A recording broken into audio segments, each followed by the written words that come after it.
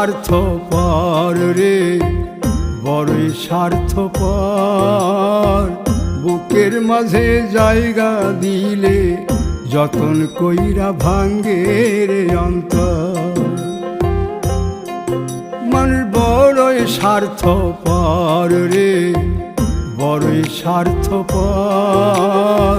বুকের মাঝে জায়গা দিলে যতন কইরা ভাঙ্গে রে অন্তর।